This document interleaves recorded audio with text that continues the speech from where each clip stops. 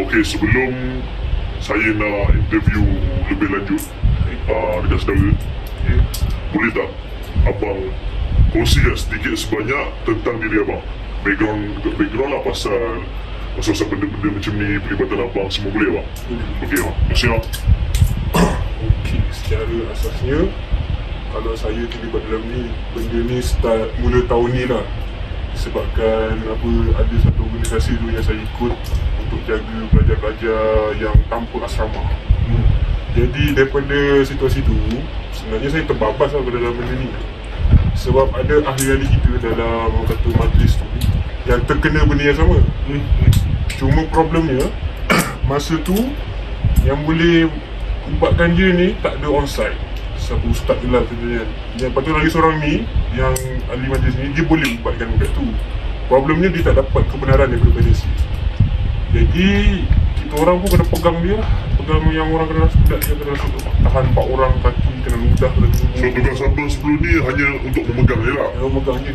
Oh, so bagaimana abang boleh tiba-tiba terjebak? Daripada orang kata dulu pegang, sekarang merawat, betul tak? Merawat tak sampai lagi. Sampai lagi lah, orang kata just follow lah. Betul lah, okey. Kesan boleh lagi lah nak cari benda tu. Oh, sekarang abang ada kesan tu, orang kata anugerah Tuhan ke atau Datang. memang belajar? Datang. Dia Lebih datang. Oh, datang. Okey abang, soalan kedua,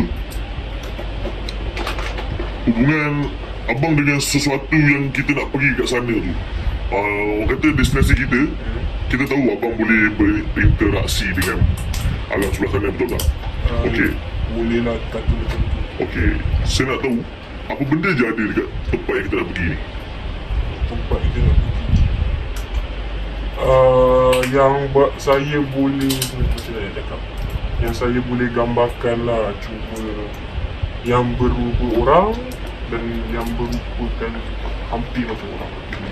Adakah makhluk tu berbahaya untuk keselamatan kita orang semua pada malam ni?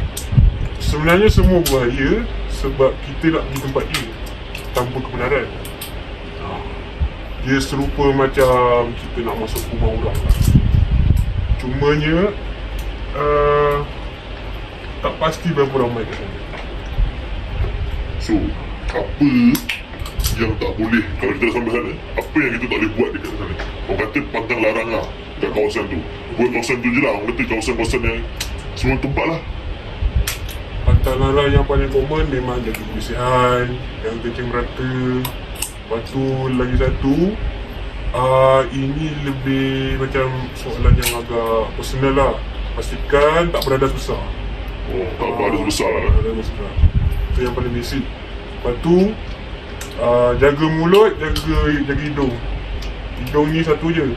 Bau apa-apa ke yang tak ada kaitan dengan diri masing-masing lah, diam. Jangan tegur lah, jangan tegur. Jangan tegur. Nak tegur boleh, syaratnya ni kita keluar dari tempat tu terus. Oh, faham. Keluar tu maksudnya pergi daripada kawasan tu ke ataupun Pergi daripada kawasan tu, jangan sampai tempat tu. berapa range tu, jarak tu? Maksudnya kalau nak kita sah kita dah keluar kawasan tu, berapa jarak? Paling senang tak nampak dah okey dah. Oh, tak nampak dulu kawasan tu jauh lah, orang kata lah. Faham. Kalau sampai mamak tu dah tak nampak lagi lah. So kiranya sebelum kita pulang ke rumah tu, kita kena singgah suatu tempat tu. Kita lepak dulu situ, kita berhenti dulu, baru pulang ke rumah. Sekarang ni kita dah berada dekat destinasi untuk kita buat sesi uji nyali ni lah. Niat kita bukan untuk mencabar aja, bukan untuk mencabar, tapi untuk orang kata uji keberanian masing-masing lah. Jangan risau, kita orang takkan nak buat macam sesi pemujaan ke, tak ada apa-apa lah. Sebab kita orang pun tahu benda tu syirik. Dan ya, niat kita orang hanyalah untuk sebatikan diri dengan alam je lah. Itulah niat kita orang. So kita orang sekarang dah on the way, memang dah dekat lah dengan kawasan tu. Ajak, ada nak kata apa-apa? Ada rasa macam vibe macam mana? Kita tak ada apa lagi lah Okay. So tempat yang kita hendak nemu ramah ni dekat sini, apa latar belakang dia? So dikatakan tempat ni ada sebuah, bukan sebuah lah, ada kawasan kubur pahlawan-pahlawan Melayu lama kat kawasan ni. Bila saya tanya orang kampung dekat sini kan, dia kata memang kubur-kubur kat sini berusia dalam ratusan tahun jugalah, sebab tengok daripada kondisi dia punya kepuk dengan struktur kubur dia dan kawasan dia kan. Kita tahu kat Johor ni dulu memang banyak sejarah dia, kita tahu. So sekarang ni kita nak buktikan adakah benda tu memang real ataupun tidak. Kalau menurut orang kampung kat sini memang boleh dikatakan adalah macam tak banyak tapi sedikit lah energi yang dekat sini. So kita tengok, bukanlah kita mencabar tapi kita just ingin merasai. Betul tak, Jak? Okay, betul. Sama-sama dah saksikan.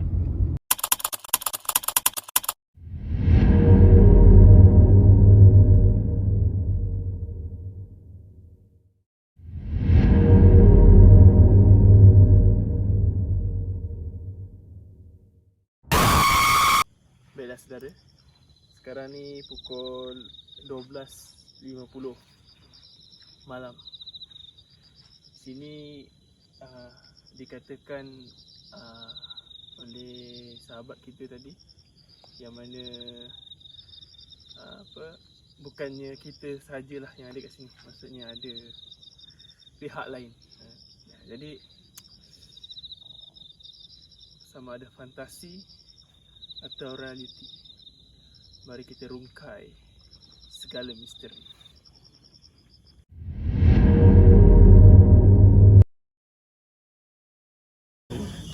Assalamualaikum warahmatullahi wabarakatuh.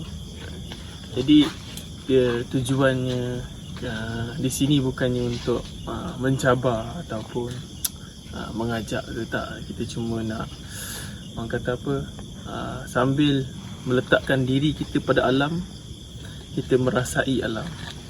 Itu tujuan yang sebenar. Dan bukannya sebab sebahagian orang dia macam ajak gaduh kan, macam ajak jumpa, tak. Tapi kita nak diri kita ni bersatu dengan alam. Jadi bersama saya ada satu orang, nama dia jadi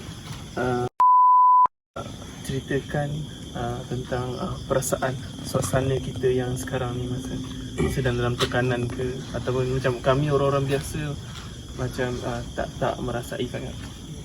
Jadi boleh tak cerita pengalaman sikit? Kalau kawasan ni lah senang katanya kan, saya datang sini tadi, saya punya perut dah kena tekan. Perut tekan? Perut dah tekan. Lepas tu dah sampai ke dekat sikit dengan pokok ni, paru-paru dah nak lebih. Dia macam pedih hati. Pedih hati. Macam nak keluar tu. Ini untuk apa ni? Sebab tekanan suasana ataupun Tekan. Dia tekanan dia tempat dia. tempat? Tempat dia. Jadi kita masuk kawasan dia pun agak, dia cari orang yang senang kata paling senang dia nak serang. Orang yang serang tu maksudnya? Kalau macam saya ni, saya kan sensitif, boleh kesan benda tu sikit-sikit kan. Jadi dia akan serang saya dulu sebab dia dah tahu saya pernah hadap dia. Jadi orang kata apa, senang kata bila perkara tu kita selalu berhadapan, dia lebih terbuka lah, maksudnya lebih luas lah untuk kita kena benda tu. Dia akan tahu yang kita dah pernah hadap benda tu, kita dah terlibat. Jadi dia akan kesan kepada kita macam mana kita punya dinding dah terbuka. Dikatakan juga kawasan pokok-pokok macam ni ada penghuninya, betul tak? Ada. So kiranya pokok yang kita ada dekat sini pun ada penghuninya, betul? Ada. Adakah dia jahat ataupun kalau kita tak kacau dia, dia tak kacau kita, macam tu? Ataupun kalau kita tak kacau dia pun dia akan kacau kita?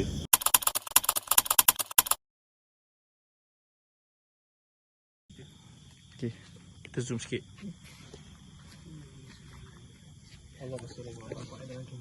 Ternampak dalam kamera? Okay. Dia kalau dia macam ni, dia tak kacau dia tak kacau kita. Caranya macam tu je. So sekarang ni dia ada tak kat sini? Dia ada. Dia ada. Dia kat atas. Dia kat atas. Dia tak suka kita kat sini. Okay.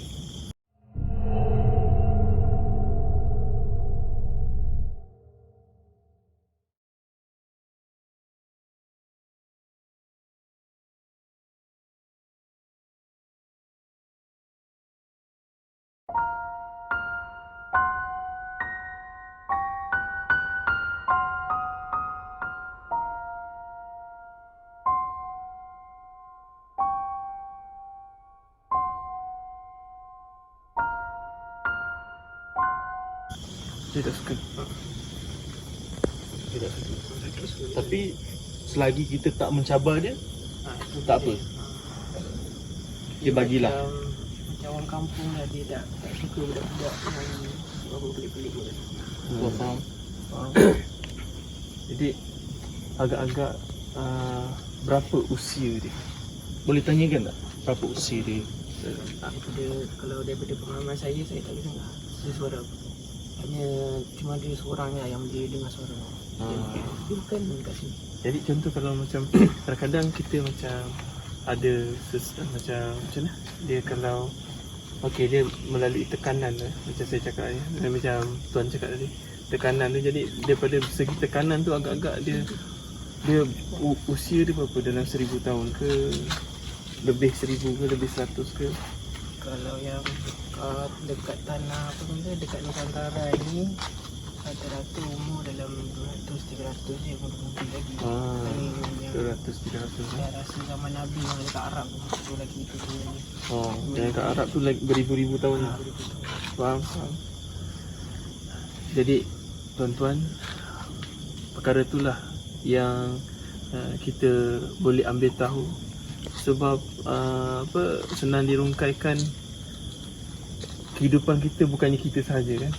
Jadi ada pihak lain yang berada dalam kehidupan kita. Jadi jadi dia kalau ikut condition sekarang ni berapa lama, maksudnya maksimum kita boleh stay 30 minit ke? Kalau boleh secepat mungkin kita gerak di sini sebab dah ramai kumpul ni. Dah ramai dia sekeliling. Nah, Sekeliling. Okey. Faham? Apa? Jadi ni Afwan ada apa soalan? So kiranya saudara kita ni dia boleh melihat atau tidak? saya tak boleh melihat. Tidak boleh melihat, hanya boleh merasai, betul? Hanya merasai aura dia lah. Untuk menandakan bahawa benda tu kuat, akan macam mana? Tapi saya rasa saya tak boleh nampak ada makhluk lain dia mendekati kita. Okay, kita zoom sikit. Allah sorry. Tak nampak dalam kamera. Nampak dalam kamera. Memang tak nampak dalam kamera kan. Benda tu. Yang okay. Mungkin penjaga kawasan. Ini Kita nampak ada seekor anjing tengah, tak tahu kenapa dia mengelilingi kita orang 2-3 kali. Dan akhirnya memang tak nampak, tapi memang ada seekor anjing. Ya. jadi di situlah. Jadi perkara inilah yang kita kena berhati-hati, sebab orang pun biasa kita dengar yang mana anjing ni dia boleh melihat benda tu, yang pihak lain tu. Dan kalau ayam boleh tengok malaikat, kan, anjing boleh lihat perkara tu. Jadi sama-sama kita rungkai misteri.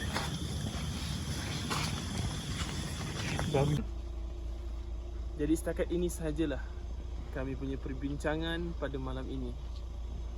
Sekiranya anda berminat ataupun anda mempunyai cerita yang tempat anda sendiri, anda boleh komen di bawah.